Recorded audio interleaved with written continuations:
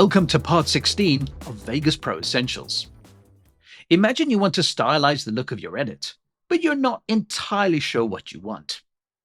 You may have hundreds of events on the timeline, and they all require the same look. Instead of committing to a style and then tweaking it on each individual event, you can use adjustment events.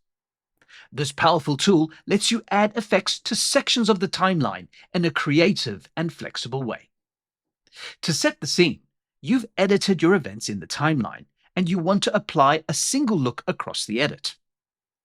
An adjustment event allows you to add effects onto a virtual event that affects every other event below it. Let's see how this works. You first need to add another video track. Right-click on an empty area of the timeline and choose to insert a video track. Now we can add the adjustment event. Move the timeline cursor to where the event will start. Right-click over the track and insert the adjustment event. A new 5-second adjustment event appears, and it has the pattern of a brick wall. This is a virtual event, and like stills, we can trim this as long or as short as we need. If you scrub the timeline cursor over it, it doesn't appear to do anything at the moment. So let's change that. You can apply almost any video effect, including event pan and crop, to an adjustment event. Click the Effects Plus button and add an Auto Looks effect to the event. Choose one of the looks in the pull-down menu and set the strength to half. When you scrub the adjustment event, you can see that the edit underneath is now affected by that effect. We can add even more filters to it. Go to the Video Effects tab and add a vignette to the adjustment event.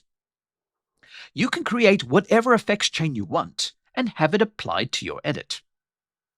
As a great workflow tip, if you want to keep an effects chain of effects as a custom preset, you can save it as a filter package. Click the Save Filter Package button on the right and give the effect combo a name. Once it's saved, you would go to the Video Effects window in any project and choose the Filter Packages category. Here is your custom-built effects package, and you could drag it onto regular events or adjustment events in the timeline. Returning back to the current adjustment event, wherever its location is in the timeline, all the events underneath it are affected. You can even stack multiple adjustment events on different tracks. This allows us to add an additional look over the top. Maybe you've created a soft, dreamy look that only affects a short section, but you still want to add an overall look to the entire edit. So that's a great time to stack adjustment layers. Moving the timeline cursor off the adjustment event, you'll see how the rest of the edit is unaffected. If you want the adjustment event to affect more of the edit, trim out the edges of the event to cover more of the timeline.